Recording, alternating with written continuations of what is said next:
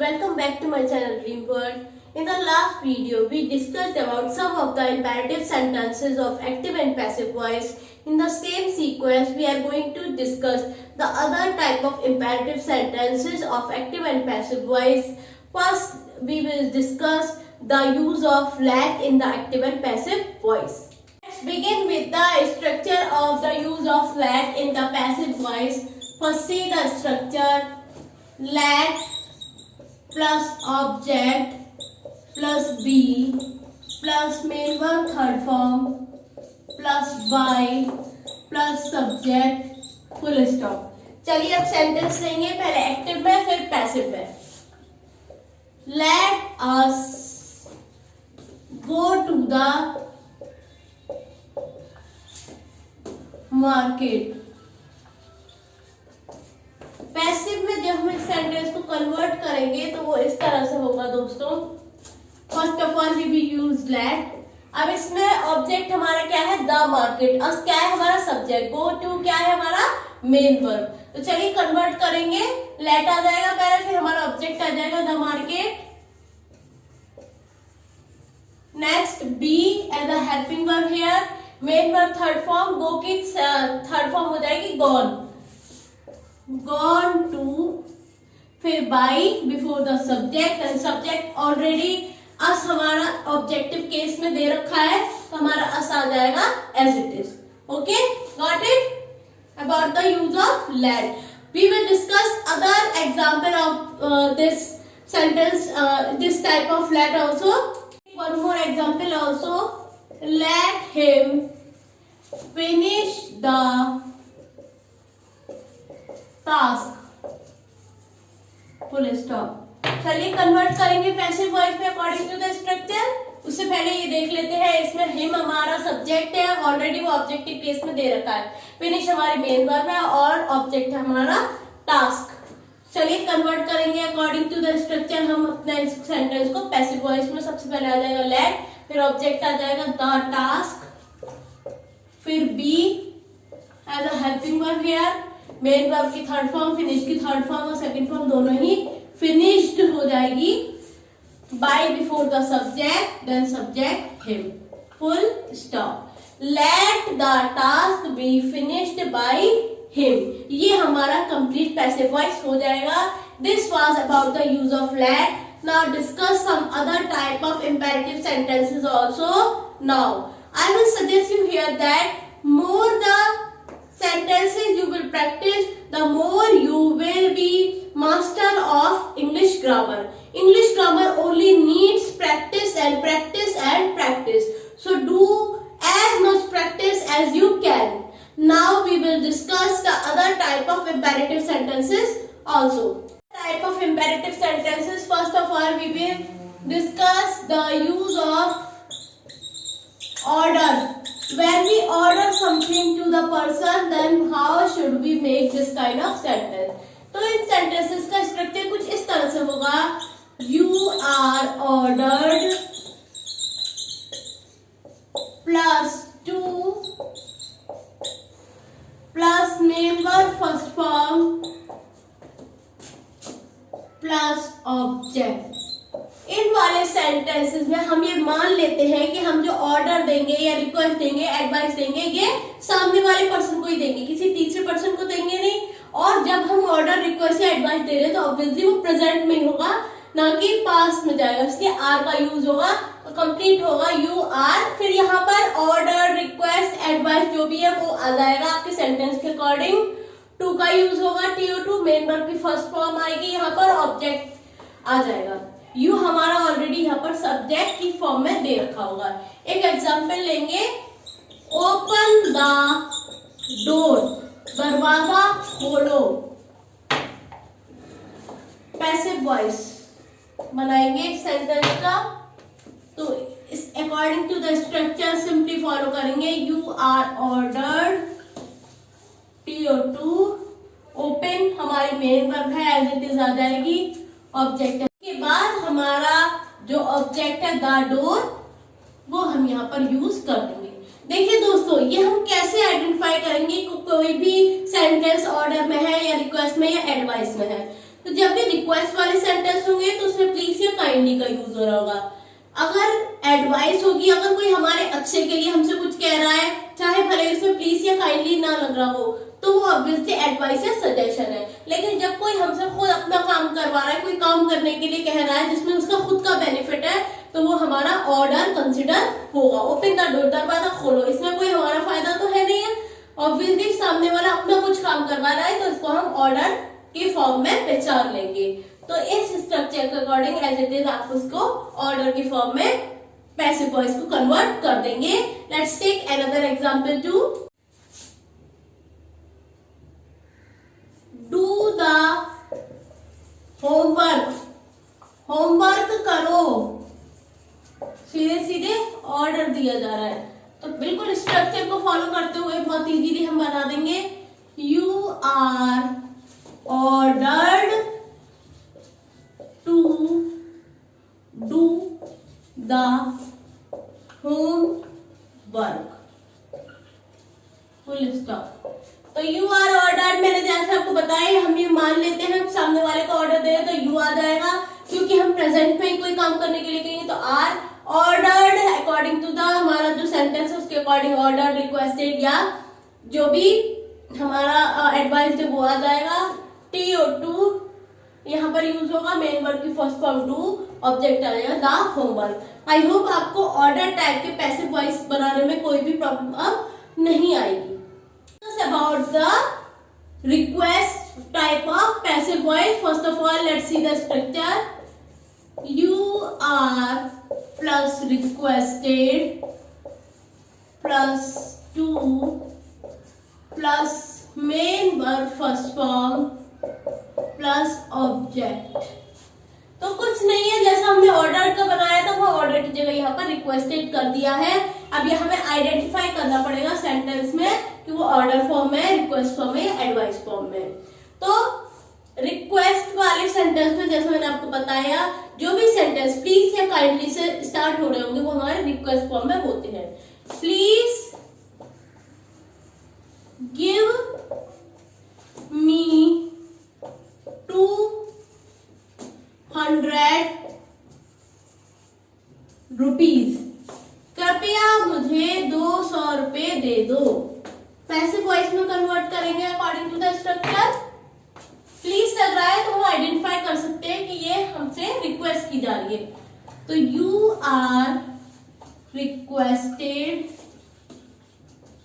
To, अब already हमारी जो हेल्पिंग वर्ब है वो दे रखी है गिव, और मी हमारा यहाँ पर क्या दे रखा है, ऑब्जेक्ट दे रखा है, तो एज इट इज आ जाएगा टू गिव मी 200 रुपीज। दोस्तों I want to clear one thing to you here, यहाँ पर दो ऑब्जेक्ट है, देखिए मी भी यहाँ ऑब्जेक्ट है और 200 रुपीज भी ऑब्जेक्ट है, तो फिर सब्जेक्ट क्या है, यू हमारा सब्जेक्ट है। मैं आपको फिर रिमाइंड कराऊंगी सब्जेक्ट ऑब्जेक्ट की डेफिनेशन में जाकर के। सब्जेक्ट वो जो हमारा काम कर रहा है, जो एक्शन कर रहा है या जिसके लिए एक्शन हो रहा है, और मी क्या हो जाएगा, हमारा ऑब्जेक्ट जिस पर की सब्जेक्ट काम कर रहा है। तो 200 रुपीज और मी दोनों ही यहाँ पर ऑब्जेक्ट होंगे। आप ध्यान रखिए किसी भी सेंटेंस में दो से ज्यादा सब्जेक्ट भी हो सकते हैं और ऑब्जेक्ट भी दो से ज्यादा हो सकते हैं। ये आपको अच्छे से क्लियर तभी आइडेंटिफाई होगा जब आपको इन दोनों की सब्जेक्ट और ऑब्जेक्ट की डेफिनेशन आती होगी। तो सबसे पहले हमारा यू आ गया, according to the structure are आ गया, रिक्वेस्टेड क्योंकि प्लीज लग रहा है, टू आ गया TO2, और बाकी का सेंटेंस मेन वर्ब की फर्स्ट फॉर्म गिव और पूरा ऑब्जेक्ट है मी 200 रुपीज। चलिए एक और सेंटेंस देख लेते हैं जिसमें कि हम सिर्फ एक सिंगल ऑब्जेक्ट ही लेंगे। काइंडली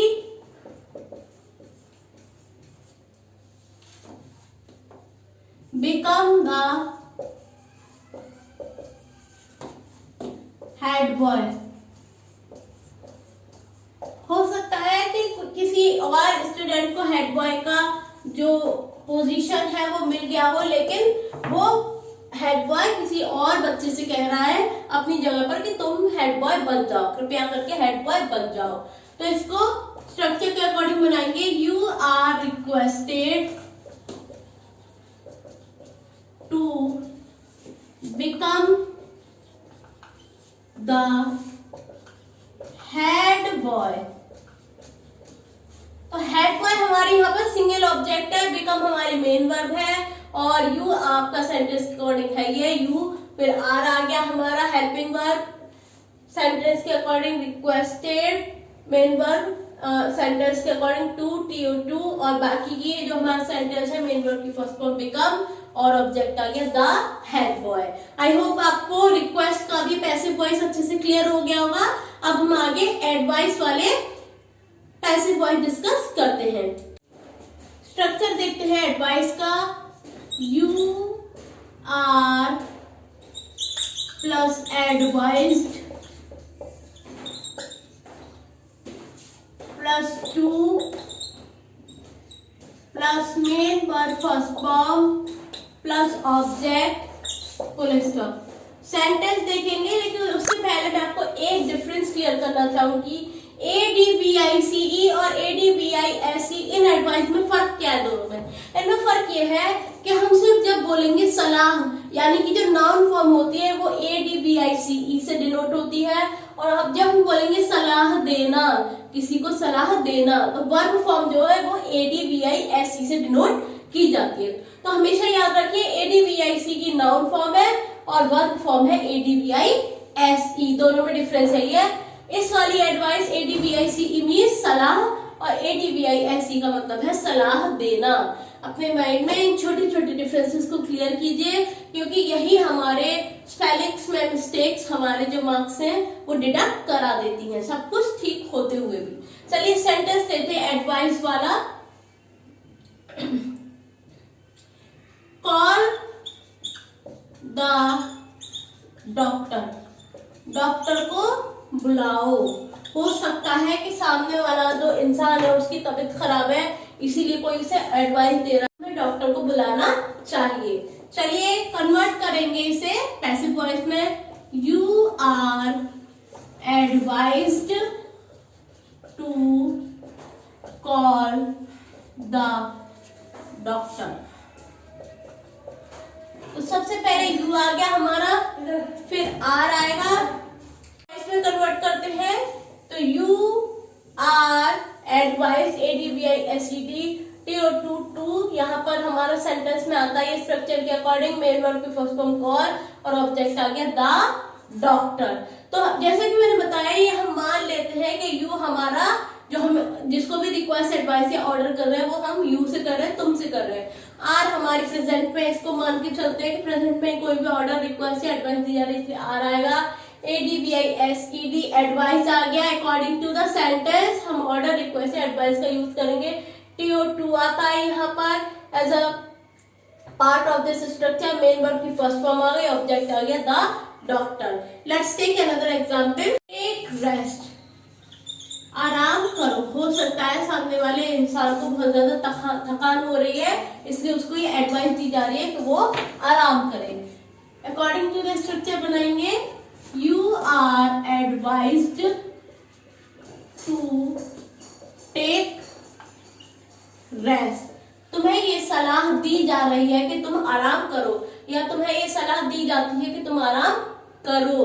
अब देखिए, ये मैंने आपको जैसे बताया कि जब हम किसी सामने वाले की भलाई के लिए बात कर रहे हैं, उसकी अच्छाई के लिए बोल रहे हैं, जैसे टेक रेस्ट आराम करो, तो ऑब्वियसली हमारे लिए अच्छाई के लिए बोल रहा है। उसी तरह से डॉक्टर को बुलाओ, ये भी मेरी अच्छाई के लिए बोल रहा है, ये हमारी अच्छाई के लिए बोल रहा है। तो जिन सेंटेंसेस में हमें ये लगे कि हमारे बेनिफिट के लिए कोई बात हो रही है, तो वहां पर हम एडवाइस को आइडेंटिफाई करेंगे। यहाँ पर हमारे रिक्वेस्ट, एडवाइस और ऑर्डर टाइप के पैसिव वॉइस कंप्लीट हो जाते हैं। चलते हैं अपने next type of imperative passive voice की तरफ। वॉइस इनका यूज करते हुए बनाए जाते हैं दोस्तों। तो चलिए स्ट्रक्चर देखते हैं, इनको कैसे बनाते हैं। सबसे पहले तो मैं आपको बताना चाहूंगी, वर्ड्स होते हैं जैसे कि कंटेंड, कंसिस्टेड और इंटरेस्टेड। इन वर्ड्स के साथ में पैसिव वॉइस में जब हम बनाएंगे तो इनका यूज करेंगे। चलिए स्ट्रक्चर देखेंगे। स्ट्रक्चर इस तरह से होगा, सबसे पहले ऑब्जेक्ट आ जाएगा, हमारा जो भी टेंस होगा उसके अकॉर्डिंग हेल्पिंग वर्ब आ जाएगी, प्रेजेंट परफेक्ट कंटिन्यूअस या इंडेफिनिट जो भी सेंटेंस होगा उसके according helping verb, main verb की थर्ड फॉर्म, फिर इन प्लस सब्जेक्ट। एक एक्टिव देखेंगे, फिर पैसिव बनाएंगे। This class contains many students।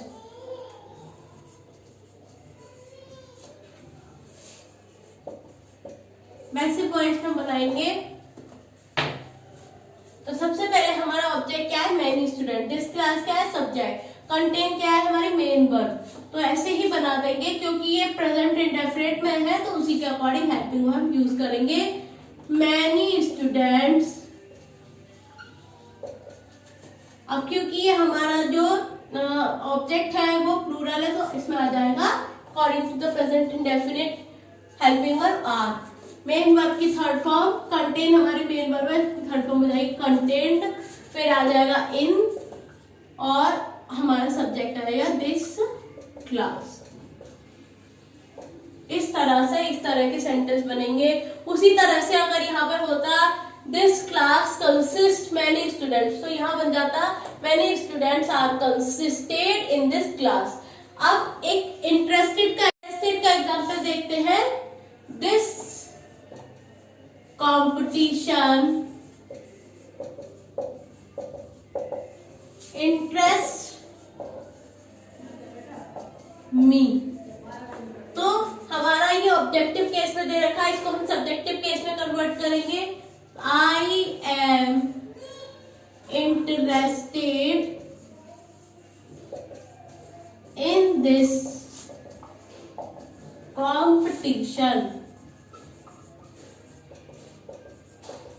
तो पहले हमारा ऑब्जेक्ट आ गया आई, क्योंकि इसे हमें कन्वर्ट करना पड़ेगा सब्जेक्टिव केस में वापस से। फिर हेल्पिंग वर्ब आ गई am according to the sentence. Interested हमारी मेन वर्ब की थर्ड फॉर्म इन, और फिर हमारा ऑब्जेक्ट आएगा दिस कंपटीशन। विद का जो स्ट्रक्चर होगा वो इस तरह से होगा, object plus helping verb, main verb की थर्ड फॉर्म विद फिर सब्जेक्ट। एग्जाम्पल देखेंगे, पहले एक्टिव में फिर पैसिव में। हिज डिसीजन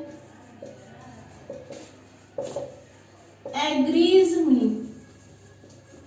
तो जब हम बनाएंगे इस पैसिव वॉइस में तो इस तरह से जाएगा सेंटेंस। मी को हमें सब्जेक्टिव केस में करना पड़ेगा। I am agreed, main verb की थर्ड फॉर्म होगी agreed. Helping verb according to the tense use हुई है, क्योंकि प्रेजेंट इंडेफिनिट से एम का यूज हुआ है। हेल्पिंग वर्ब के बाद मेन वर्ब एग्रीड आ गई थर्ड फॉर्म में, और with his decision.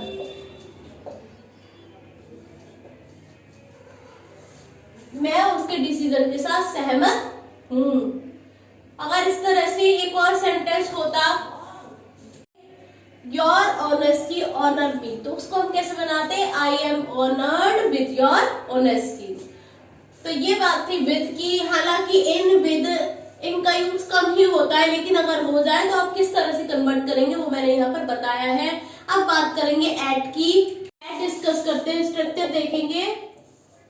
Object plus helping verb plus main verb की third form plus at plus subject. Basically ये सारे ही स्ट्रक्चर इन विद एट के एक से है, बस कहीं पर इन आ जाएगा, कहीं पर एट, कहीं पर विद। एक्टिव देखेंगे। अच्छा, ये मैं आपको बताना चाहूंगी कि ये एट का वर्ड अलार्म, सरप्राइज और शॉक जैसी कंडीशन में होता है। एग्जाम्पल देखेंगे, हिज एक्सीडेंट अलार्म मी। ये ऑलरेडी हमारा पास्ट इंडेफिनिट में दे रखा है, मेन वर्ब की थर्ड फॉर्म यहाँ यूज हो रही है। सेंटेंस कन्वर्ट करेंगे, पहले सब्जेक्ट आ जाएगा पहले ऑब्जेक्ट आएगा। मी का जो है हमें सब्जेक्टिव केस में ट्रांसफर करेंगे एम। अब क्योंकि ये ऑलरेडी पास्ट इंडेफिनिट तो वाज आ जाएगा according to the structure of past indefinite, I was. फिर हमारा मेन वर्ब की थर्ड फॉर्म, मेन वर्ब क्या है यहाँ पे, अलार्म्ड, फिर एट, फिर subject his accident. I was alarmed at his accident। अगर मान लीजिए हम सेंटेंस इस तरह से होता, his behavior shocked me, तो I उसी तरह से सरप्राइज होता तो हिज विक्ट्री सरप्राइज मी, तो सेंटेंस किस तरह से बनता, I am surprise at his victory. बस कुछ नहीं है, कहीं पर अलार्म, कहीं पर शॉक, कहीं पे सरप्राइज का यूज हो जाएगा अकॉर्डिंग टू द सेंटेंस, जो भी सेंटेंस में ऑलरेडी दे रखा होगा। अब बात करते हैं इट की।